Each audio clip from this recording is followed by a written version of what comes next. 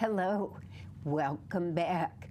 I am still Claudia Fox, and I have my guest, Terry Murphy, with me again today. First, I'd like to say that I did start this show based on my book, where I interview people who were successful without a college degree. And what I found was those people have an entrepreneurial spirit, and so do people who do nonprofits. And that is why I got together with Terry. She's done an exemplary job of putting together a program for children who have lost a sibling or a parent. And that's come out of her own history with her sister. They did lose a brother, and there was no help. So she began to think, how can I help those youngsters or teens who were like me? So Terry Murphy is here. She's the founder and chief enthusiast of the Healing Chickadee. And she's just going to do a refresh of the soulful forest for us first. Thank you. Hi, Terry. Hi. Welcome again. This is becoming a habit, you and Yes. I know, it's a wonderful thing. Yes. So, we will recap, because it was born of our own experience. But years ago, we started something called the Soulful Forest. And it's kind of a metaphor for our own internal dialogue for adults and children, but definitely for children, because we live in such a fast-paced world. And to find that moment of just quiet. So we asked children to imagine the soulful forest. And going in, the only way in is through the gratitude garden, because all good things start in gratitude. Lots of times we have to go up to the top of Mindful Mountain. Mindful Mountain is where we learn to appreciate here and now. We don't worry about the past, and we don't go into the future. We just focus on now. That's what mindfulness is. Lots of times in life, and you and I know this, you have to come down the river of resilience. There's loss, there's pain, there's fear, and there's grief. But always, after you've managed the rapids of the river of resilience, you end up down in the pondering pond, where you can see your reflection and see what you've learned along the way, because there's always a lesson in everything. You and I know that. Lots of times, and I have to do this constantly, sit underneath the tranquil tree. That's where we learn to get space between how we feel and what we choose to do and say. And I think that's one of the biggest challenges we have, is people overreact or react instead of respond. And when you imagine yourself sitting underneath the tranquil tree, you learn to get that space. This is one of my favorite places. This is my word this year, forgiveness. The field of forgiveness, where we learn to laugh. Love, accept, and forgive. If we love, accept, and forgive ourselves, we can love and accept and forgive others, and the whole world is laughing together. Diversity University is where we learn to celebrate the differences. The Well Nest Clinic is run by a bird named Dr. Bonita. She teaches kids and adults how to take care of their bodies, because we're not just mental, spiritual, we're also physical. Camp Kindness is where we learn to teach, or it's where we learn to talk to each other with civility. We're going to have all the members of Congress go to Camp Kindness and learn to speak to each other with civility. And then we always want to avoid Camp Chaos at Belly Acres Farm, where everyone is constantly alarmed. So this idea came to me years ago, myself and my friend Christina. And from that has been born a couple of things. You and I were talking about the Healing Chickadee, and that's been going out to grief centers across the country. And one of the really unexpected things, because you and I are very similar, we keep our heart and our mind open, and we say yes to life and what comes in. And what came in from that was an organization that said, we work with children who, they do summer camps for children that are living with someone with a substance abuse disorder. And everybody, I don't know any family that doesn't have someone in their family or their history where addiction has been a problem. And I'm addicted to potatoes. I'm addicted to food, you know what I mean? There's shopping. I mean, Amazon is at my door constantly. I know who I know all the drivers. So I think we all have addictions of some kind. I get up in the morning, I can't not have a cup of coffee. You know, if I have to have a medical procedure or blood work, I got to be there at 7 a.m. because I have to get home and get there. So anyway, so we all have addictions of some kind, but there are children in the world living with people that are their trusted adults, the people that are taking care of them, are living with substance abuse problems. So I'm in the midst of creating something, incorporating the soulful forest and the needs of children that will go to camps or to therapists or anybody that may need them, children's groups, anywhere. So that's what we're working on right now in the soulful forest, and that's what I wanted to talk to you about today. Well, addiction is one of my favorite subjects. Tell me why. I have been in 12-step programs for many, many years. And every time I get one addiction under control, I discover another one pops up. But I'm nearing the end, probably because I'm in the last chapter of life, so I'm nearing the end. And when I'm gone, they'll all be gone. And I hope to be reincarnated without any addictions. So food is a big one for me. That's huge on my list. And I would say most people, I mean, look at the statistics about weight, have that issue. Yes. And of course, the pandemic brought all those weaknesses out for sure. But to me, if you could get young people started early by their parents getting some recovery, we could change the world. Yes, because that is that group of children, the ones that are exposed already in their home, those are the ones most likely to become drug users themselves. So really grabbing this at the very beginning is a wonderful thing to do.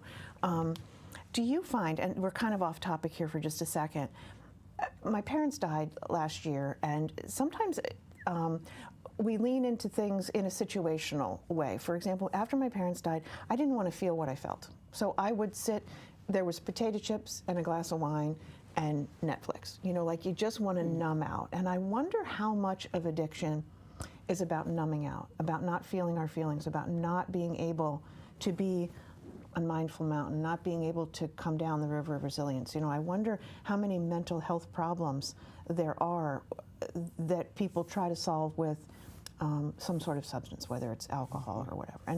And now I don't drink. I'm back at Weight Watchers. I have given Oprah Winfrey at Weight Watchers a lot of money. And my husband says to me, why are we paying this every month for you to not count points and not lose weight? I go, because I have an addiction to potatoes, and that's kind of a thing. So it's not easy to overcome addiction, and food seems to be my main thing. I can put down wine, but man, I love to overeat. It's just kind of my thing.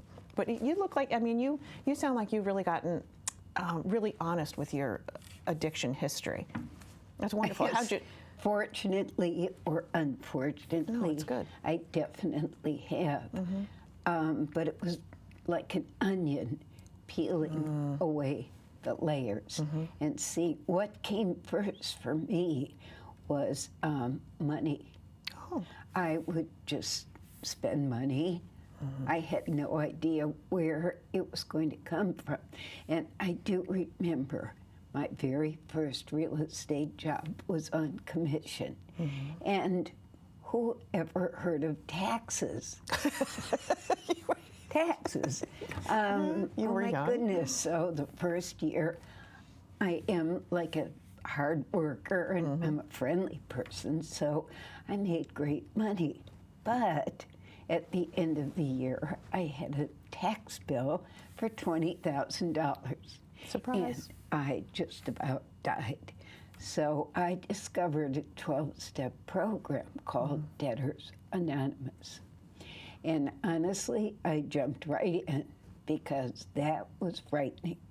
I was single, and I thought, nobody is going to bail me out of this except me. So I've been in that program for over 40 years, and I give back now. So that was my first one. But I discovered after I got that under control, then there was the food. And I agree with you, it's not wanting to feel the feelings, because once you feel the feelings, you have to do something about it. You can't live in that kind of pain. Right. And the food or alcohol or spending or sex or anything can numb you out. Yeah. I love that. And I kind of prompted you to tell your story a little bit. Thank you. I hope you don't mind, because I Yes, do think please. that you've done a really good job of peeling that onion and really getting to the root of things. And I think that it takes a lot of bravery, and that's what we're asking people to do that have a substance abuse problem. And one of the things that I found out is that the language matters, and we know there's power in words. Can I tell you, this is something I've used. When you call someone a junkie or an addict, it dehumanizes them. It takes away our shared humanity. It takes away our sense of compassion, and if you're a child hearing those kinds of words, that sounds really harsh. And if you're talking about a relative of theirs, somebody that they love, somebody that they're counting on, we need to change our vernacular a little bit. So they came up with some, and I'm going to give you the resources here in a minute, because there are places there is help, there is help, there is help. Like, we have to continue, for kids, for adults, there is help, and that's really good news. But language is powerful. Something that you don't want to say is, I thought substance abuse was a good term, but somebody said it would be better if you used the word substance misuse or addiction. I'm like, oh, that's perfect. And then they said even better than that is substance use disorder, not even substance abuse disorder, but substance use disorder, or person with addiction. And that, you can see the difference. Recovering addict is you'd think, oh, well, that's a good thing to say. And a better thing to say would be person working on their recovery. And the best thing to say is person in recovery. So just changing the way, right, relapse is expected. You're like, well, yeah, you could say that to a kid, but return to use may or may not be part of the recovery process. But the best thing to say is that recovery is not linear. It's kind of like when I go to Weight Watchers, they say losing, gaining, losing, and it's all part of that process, and you have to take yourself to the field of forgiveness, and today's a new day, this is a new minute, stay in the now, and that's how I what we're doing with this project is we're taking kids through the soulful forest that are living with people that have a substance use disorder. So we've come up with so we're changing the script. One of the places people can go is drugfreect.org, drugfreect.org, to talk about changing the script. It's very powerful. Another place to go, and this is a national, is called I have never forget how to say it, samhsa.gov. It's wonderful for addiction and mental health, and we'll put that there at the end as well. But I'm working on a book that it's a guidebook. Do you need a safe place to go?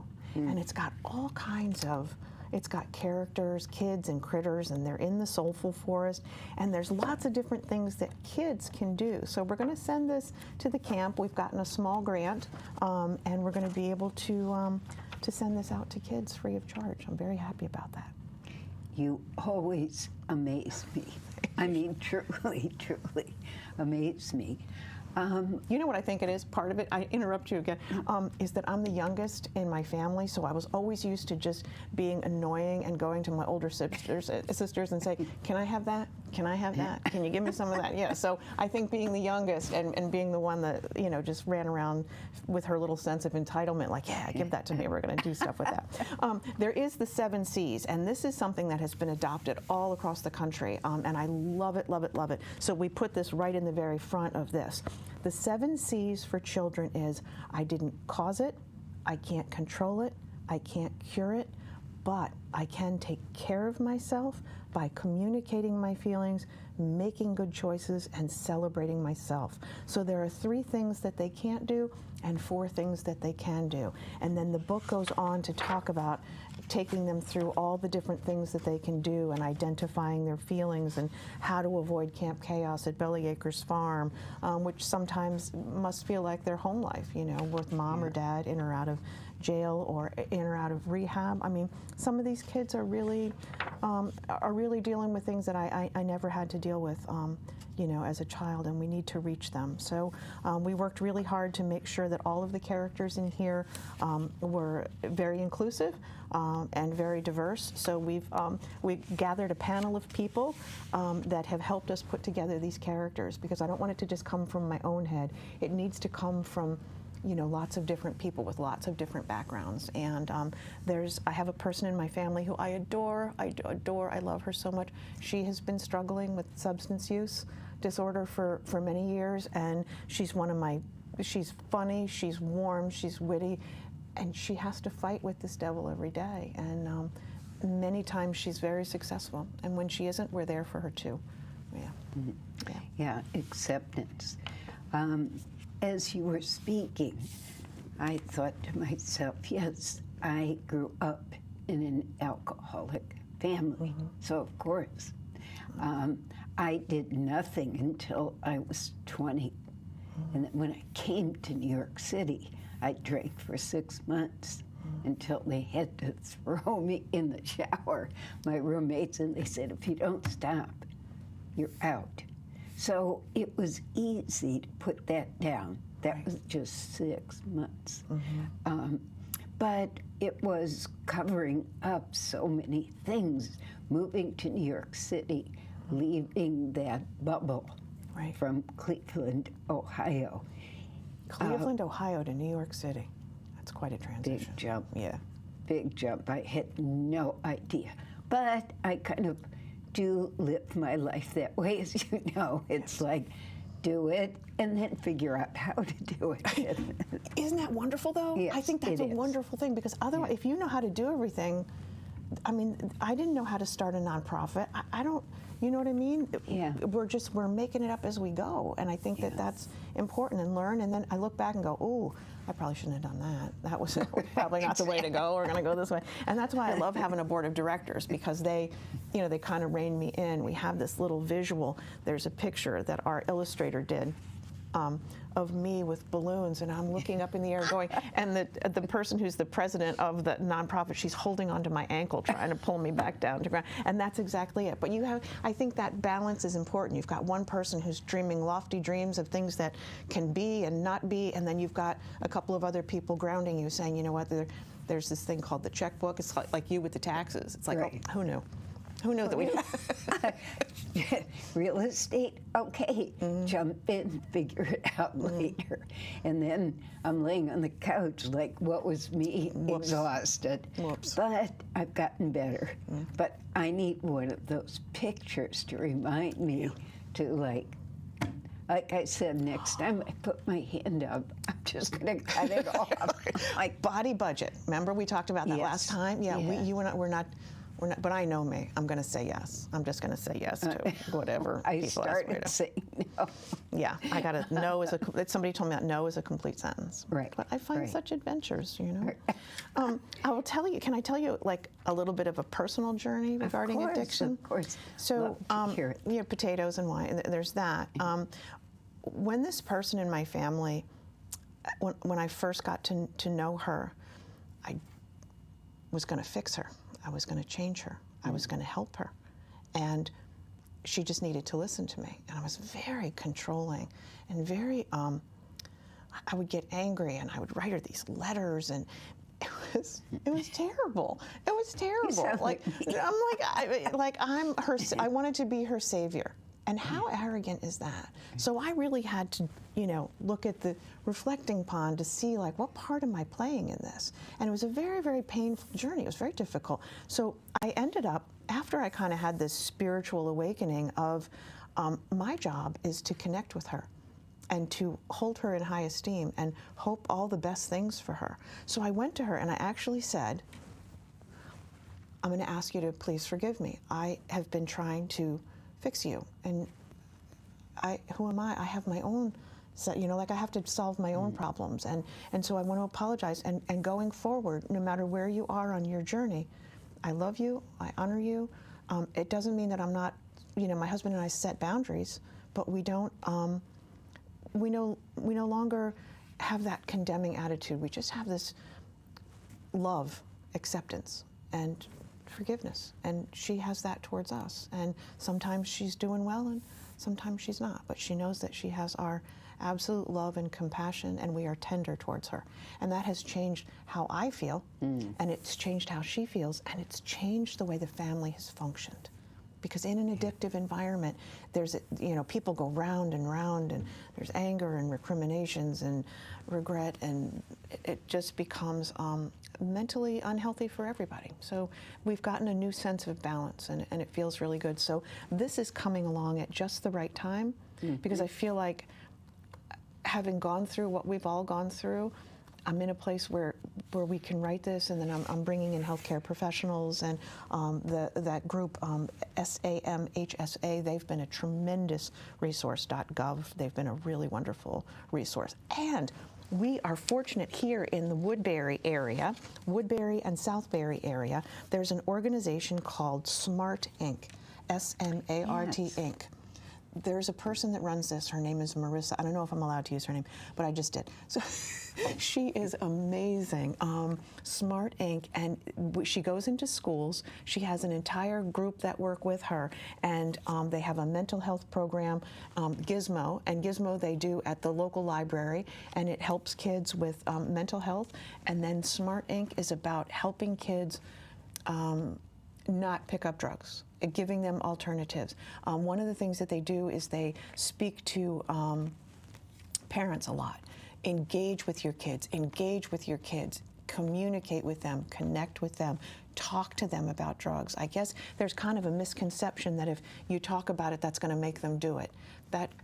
That's not true. Like, you really, really need to talk to them about drugs. And I'm not sure, like, teenagers will say, "Did you ever do drugs, Mommy?" I don't even want to go there on that. I've not done drugs. To me, when I was a teenager, there was wine. It was what was that name? Boone's Farm wine. It was not even. It'll eat a hole right through the staples. That's what I'm saying. This is horrible. But drugs have, other drugs other than alcohol have not been my thing. So I was able to say no to that. But I'm not sure. But you know who would know? Smart Inc. Yes. And anytime you see any program, any meeting that they're having, go. Even if you don't have young children, you probably have grandchildren. And this is something that they do wonderful things. There's a packet that they'll give you if you're a grandparent and you've got opioids that you've taken for a procedure or surgery. Grandkids come to visit you. Those pills need to be out of there. So there's a thing that you can dump them in, add some water, and throw them away, because you don't want to put them down the drain, because it goes into the water system. And we don't. Yeah, I didn't know that until I went to one of the SMART meetings. So that's a good thing. It's a good thing to know. Well, I think with parenting, it's a tough situation, because you need to be the parent. Of course, you have to be in a healthy enough place to do it properly. And then at some point there is that letting go, which I did not get. I thought I had all the answers. I was right. It took me a long time, and I spent that time in Al-Anon, which is for survivors or people who have relatives who are alcoholics. But the control is not the alcohol, it's controlling the person. Right. And so taking over that person, and I thought I had all the answers with my son and his future wife. And they actually kind of rebelled. Fortunately, they were a team, and together they resisted me. Right. So I had to do something. So I did, and now we have such a great relationship. That's wonderful. It's difficult for me. I mean, they're going to have a baby now, and I have all the answers. Of course you do. Of course. Yeah. So it's really tough to just listen and not be like the overseer, of their baby that's coming up. My older daughter said to me, "You wouldn't know a healthy boundary if it bit you in the butt." Well, that's not a nice thing to say. It's probably true, but that's not. But we also, and that's a great feeling when you've got adult children that are willing to work with you, you know, and have that relationship. And they're right. And sometimes I go over and the kids are doing whatever, you know, the grandkids are doing what they're doing, and I just sit there and go. My husband and I get in the car and go, oh my God, you know. But you know, I wasn't a perfect parent, and I raised, you know, I'm an imperfect human being raising imperfect human beings, and they're raising imperfect human beings, and we're all doing the best. And what the most important thing is to just show up and be consistent. Show up. I'd like to revisit the words, because I think it's so valuable to see. Like, what do we say to ourselves all the time? And I started writing things down because there was a pattern of criticizing and judging myself. And if I can't accept myself, it's hard to accept someone else. Yes. And I remember when I first went into Debtors Anonymous, I did get it. They were saying, I'm a debtor. That's how you start. Hi, I'm Claudia, and I'm a debtor. And something about that said to me, I'm just reinforcing this. So I started saying, I'm recovering from debting. And I think it made a world of difference. It took a while, and pretty soon some people picked it up and started using it for themselves. So I think those words are so important. I agree. And we can fixate on anything. I didn't have addiction show up too much when I was younger, except boyfriends. Oh. Boyfriend. A lot of boyfriends. That's an addiction? Oh, boy. Oh, yeah. Okay. Boys, they can be an addiction. And I have to revisit my own history. Go ahead. Oh, God. And then I had this thought. Now, this is going to sound strange, but it occupied and took over my actions in so many areas. I said to myself, I have fat thighs. Now, I didn't. I look back on those pictures and I look like a normal person. But that stopped me. I didn't do sports, gym class I hated. Really? It was a way of putting myself down. It took a long, long time to get in touch with that. So we can use anything to keep us from not living and having a full life. So words are so important. I just love that you brought that up. Thank you. And that has been the biggest challenge of my life, is that tape that plays in my head. You're fat, you're not worthy, you're not. And I'm 64 years old. I'm going to be 64 this month. You still have time to shop for my birthday present, okay? Anything from the Estee Lauder counter will be fine, or a gift certificate. But it's taken me all these years. It took me 60 years to stop talking to myself that way. And this has been really helpful to me. Love, accept, self-compassion. You cannot possibly give, compassion to other people unless you have it for yourself. And the person in my life who struggles with substance use, I had to get my own compassion in order to be compassionate towards her. So changing the way we talk to ourselves and the way we think about ourselves is really one of the keys to mental health. I really do believe. Yeah. And part of the step towards conquering addictions, conquering substances, or how we avoid feeling this unworthiness and I don't even know where it came from. I really don't. Yeah. Well, I noticed when I was around my son and his future wife that I had set up this thing about weight. So what I started to notice was whenever I was with them, they would say, oh, we just lost 3 pounds, or why?